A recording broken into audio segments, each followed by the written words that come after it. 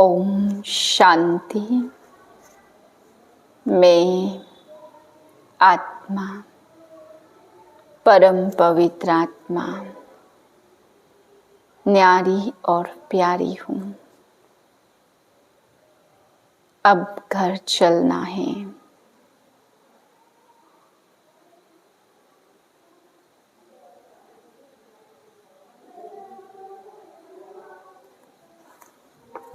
आज बाबा समझाते बच्चे सबको पैगाम दो कि अब घर चलना है, इसलिए पावन जरूर बनना है। फिर बाबा आज समझाते हैं कि बच्चे अगर आपस में रूठते हैं, लड़ते झगड़ते हैं और फिर कोई भी सेवा करते हैं तो वह सेवा फलीभूत नहीं होती। बाबा कहते हैं अंदर में नाराजगी है, अंदर में कोई दुश्मनी है तो यह भी देह अभिमान है। ऐसों की बुद्धि में बाबा की याद नहीं रह सकती, इसलिए फिर पढ़ाने वाले से ज़्यादा पढ़ने वाले आगे निकल जाते। फिर बाबा आज समझा रहे कि जितना न्यारा और प्यारा रहेंगे उतना ग्रस्त जीवन में प्रवृत्ति भी आपसे राजी रहेगी और आप भी स्वयं से राजी रहेंगे और ऐसे बच्चों पर साहिब भी राजी रहता है। तो बाबा कहते बच्चे न्यारे और प्यारे के राज को जानो, इसी राज से तुम सदा बाप को राजी कर सकते और इससे सभी तुमसे राजी रहेंगे। फिर बाबा ने समझाया पवित्रता ब्राह्मण जीवन का श्वास है। अगर पवित्र नहीं तो बाबा कहते ऐसे जैसे श्वास चला गया। 6/5/2025 के महावाक्य हैं। मीठे बच्चे याद में रहने की मेहनत करो तो पावन बनते जाएंगे। अभी बाप तुम्हें पढ़ा रहे हैं, फिर बाप तुम्हें साथ ले जाएंगे। प्रश्न है कौन सा पैगाम तुम्हें सभी को देना है। उत्तर है अब घर चलना है, इसलिए पावन बनो।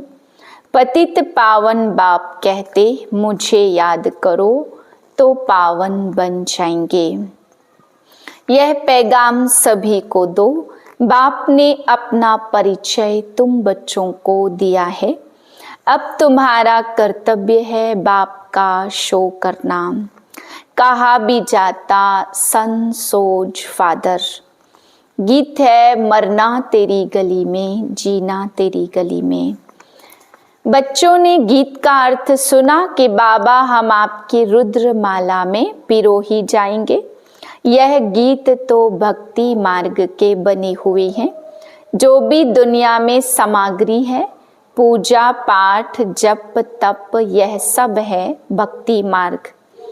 भक्ति रावण राज्य और ज्ञान राम राज्य। ज्ञान को कहा जाता है नॉलेज, पढ़ाई, और भक्ति को पढ़ाई नहीं कहा जाता। उसमें कोई उद्देश्य नहीं कि हम क्या बनेंगे। भक्ति पढ़ाई नहीं है, राजयोग सीखना यह पढ़ाई है। पढ़ाई एक जगह स्कूल में पढ़ी जाती है, भक्ति में तो दर दर धक्के खाते रहते हैं। पढ़ाई माना पढ़ाई तो पढ़ाई पूरी रीति पढ़नी चाहिए। बच्चे जानते हम स्टूडेंट हैं। बहुत हैं जो अपने को स्टूडेंट नहीं समझते क्योंकि पढ़ते ही नहीं है। ना बाप को बाप समझते, ना शिव बाबा को सदगति दाता समझते। ऐसे भी हैं बुद्धि में कुछ भी बैठता ही नहीं। राजधानी स्थापन होती है ना, उसमें सभी प्रकार के होते हैं। बाप आए ही हैं पतितों को पावन बनाने। बाप को बुलाते हैं हे पतित पावन आओ। अब बाप कहते हैं पावन बनो। बाप को याद करो, हर एक को पैगाम देना है बाप का। इस समय भारत ही वैश्यालय है, पहले भारत ही शिवालय था। अभी दोनों ताज नहीं है, यह भी तुम बच्चे ही जानते हो। अब पतित पावन बाप कहते हैं मुझे याद करो तो तुम पतित से पावन बन जाएंगे। याद में ही मेहनत है, बहुत थोड़े हैं जो याद में रहते हैं। भक्त माला भी थोड़ों की है ना, धन्ना भगत नारद मीरा आदि का नाम है। इसमें भी सब तो नहीं जाकर पढ़ेंगे, कल्प पहले जिन्होंने पढ़ा है वही आते हैं। कहते भी हैं बाबा हम आपसे कल्प पहले मिले थे, पढ़ने अथवा याद की यात्रा सीखने। अभी बाप आए हैं तुम बच्चों को ले जाने।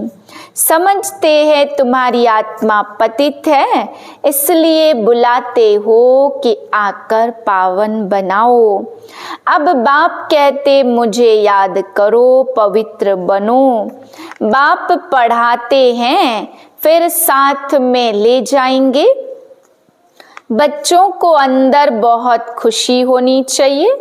बाप पढ़ा रहे हैं, कृष्ण को बाप नहीं कहेंगे, कृष्ण को पतित पावन नहीं कहेंगे।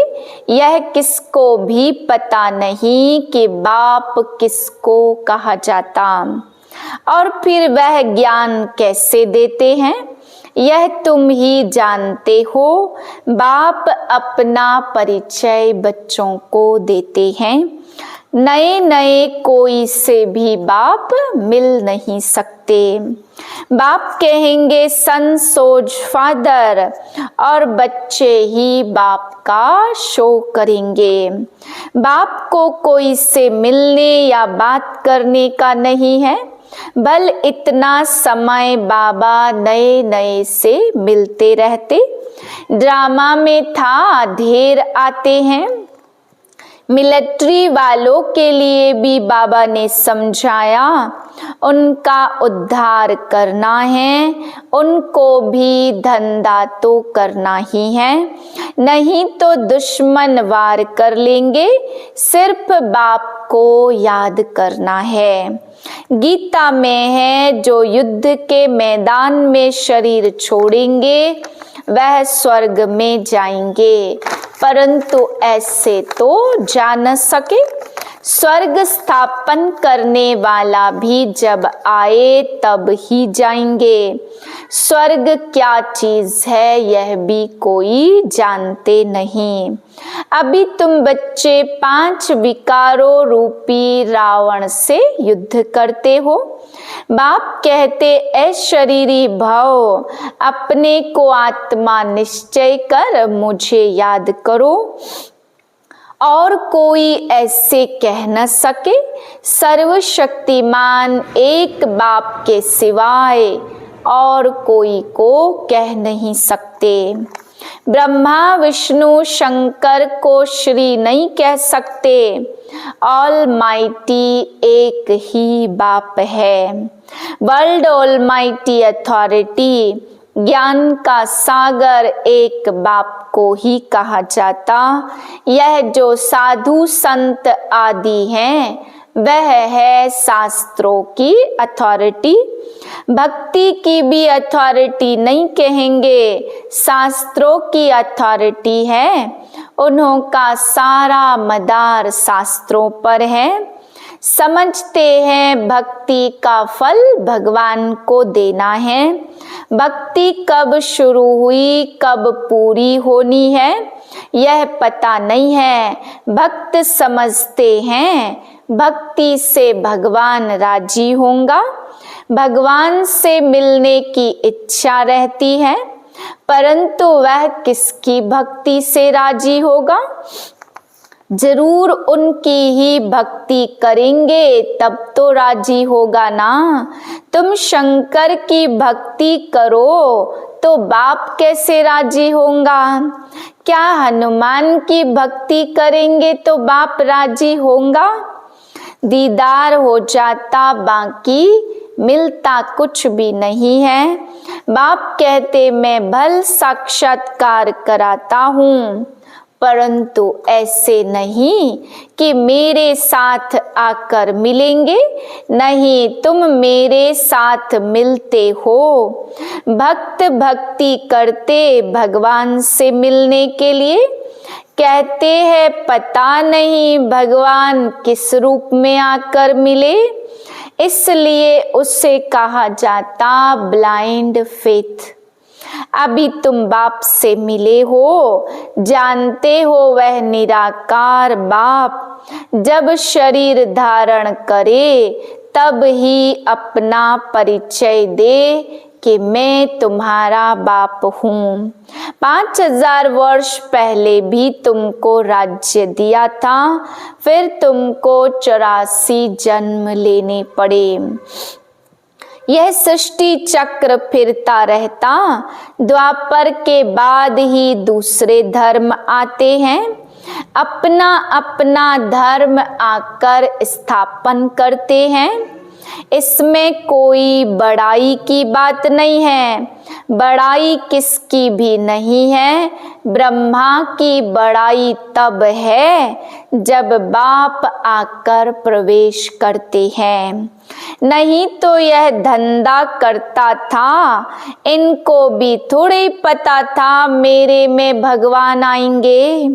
बाप ने प्रवेश कर समझाया कि कैसे मैंने इनमें प्रवेश किया, कैसे इनको दिखाया कि मेरा सो तुम्हारा और तुम्हारा सो मेरा। देख लो, तुम मेरे मददगार बनते हो अपने तन मन धन से, तो उनकी एवज में तुमको यह मिलेगा। बाबा कहते मैं साधारण तन में प्रवेश करता हूँ जो अपने जन्मों को नहीं जानते, परंतु मैं कब आता कैसे आता यह किसको भी पता नहीं है। अभी तुम देखते हो साधारण तन में बाप आए हैं, इन द्वारा हमको ज्ञान और योग सिखला रहे हैं। ज्ञान तो बहुत सहज है, नरक का फाटक बंद हो स्वर्ग का फाटक कैसे खुलता यह भी तुम जानते हो। द्वापर में रावण राज्य शुरू होता, अर्थात नरक का द्वार खुलता, नई और पुरानी दुनिया को आधा आधा में रखा जाता। तो अब बाप कहते मैं तुम बच्चों को पतित से पावन होने की युक्ति बताता हूँ। बाप को याद करो तो जन्म जन्मांतर के पाप नाश हो जाएं। इस जन्म के पाप भी बताने हैं, याद तो रहते हैं ना क्या पाप किए हैं, क्या क्या दान पुण्य किया है, इसको अपने छोटेपन का पता है ना। श्री कृष्ण का ही नाम है सांवरा और गोरा, श्याम और सुंदर। इनका अर्थ कभी कोई की बुद्धि में नहीं आएगा। नाम श्याम सुंदर है तो चित्र में काला बना दिया। रघुनाथ के मंदिर में देखेंगे वहां भी काला, और हनुमान का मंदिर देखो तो सबको काला बना देते। यह है ही पतित दुनिया। बाप कहते यह अंतिम जन्म है, मुझे याद करो तो पाप भस्म होंगे। जानते हैं बाप आए हैं ले जाने, तो जरूर शरीर यहाँ छोड़ेंगे, शरीर सहित थोड़े ले जाएंगे। पतित आत्माएं भी जा न सके, जरूर बाप पावन बनने की युक्ति बताते। तो कहते मुझे याद करो तो विकर्म विनाश हो। भक्ति मार्ग में है अंधश्रद्धा, शिव काशी कहते हैं, और फिर कहते शिव ने गंगा लाई, भागीरथ से गंगा निकली, अब पानी माथे से कैसे निकलेगा। भागीरथ कोई ऊपर पहाड़ पर बैठा है क्या, जिसकी जटाओं से गंगा आएगी। पहाड़ों पर बर्फ जम जाती, वह भी पानी आता रहता। पानी जो बरसता सागर खींचते, सागर से खींचते जो सारी दुनिया में पानी जाता। पहाड़ों के अंदर गुफाओं में जो पानी रहता, वह फिर कुओं में आता रहता। वह भी बरसात के आधार पर है। बरसात न पड़े तो कुएं भी सूख जाते। कहते भी हैं बाबा हमको पावन बनाकर स्वर्ग में ले जाओ। आश ही स्वर्ग कृष्णपुरी की है, विष्णुपुरी का तो किसको भी पता नहीं है। श्री कृष्ण के मुरीद कहेंगे जहां देखो वहां कृष्ण ही कृष्ण। अरे जबकि परमात्मा सर्वव्यापी है तो क्यों नहीं जिधर देखो उधर परमात्मा ही परमात्मा है। यह क्यों नहीं कहते। परमात्मा के मुरीद फिर ऐसे कहते, यह सब उनके ही रूप है। परमात्मा की दुनिया स्वर्ग में देखो, वहां कोई गंध की बात होती नहीं।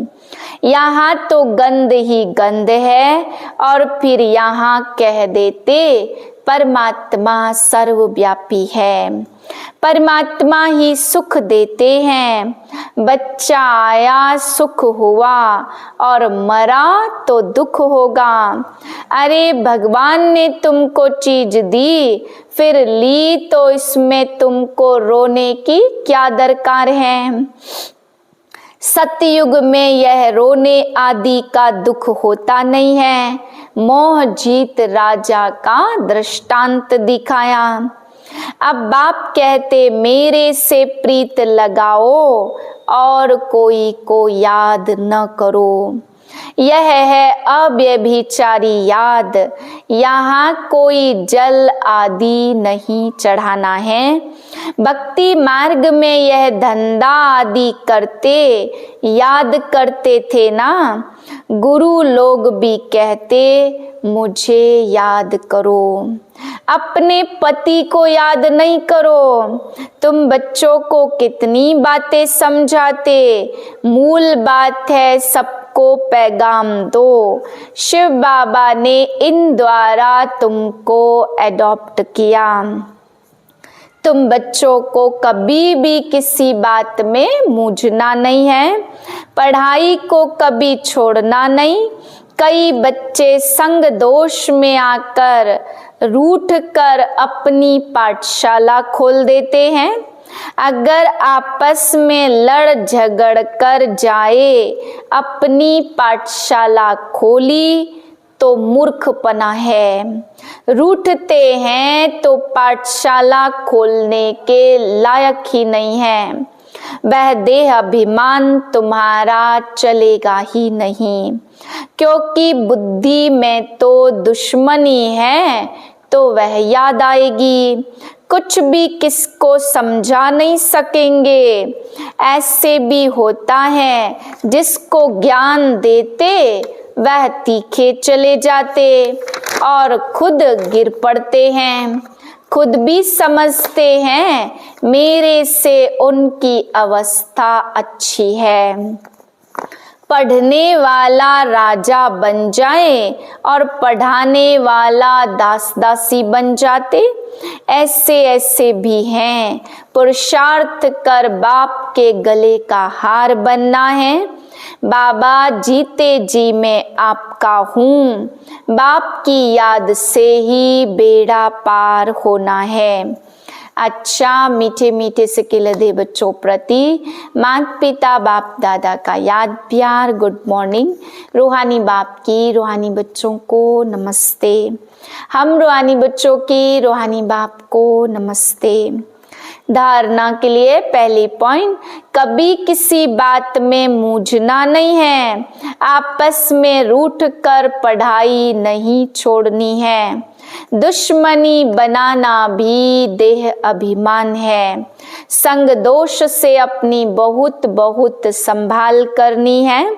पावन बनना है और अपनी चलन से बाप का शो करना है।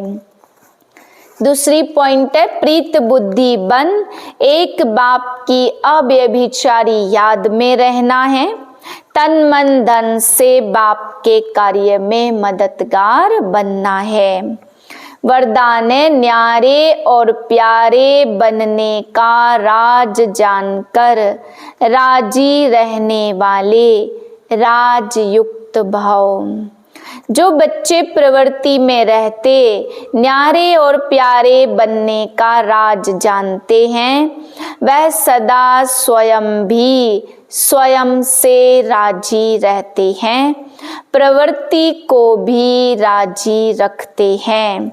साथ साथ सच्ची दिल होने के कारण साहिब भी सदैव उन पर राजी रहता है।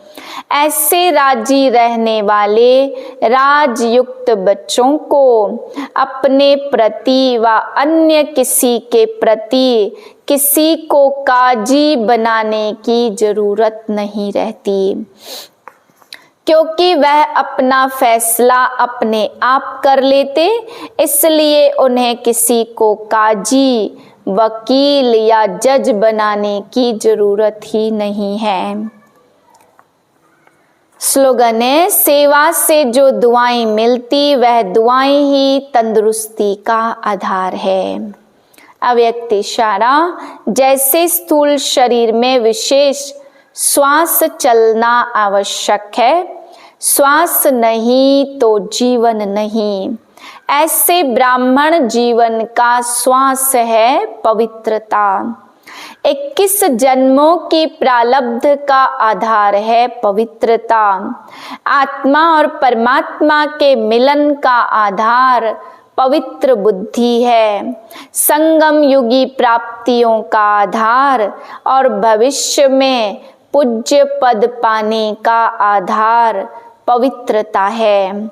इसलिए पवित्रता की पर्सनालिटी को वरदान रूप में धारण करो। ओम शांति।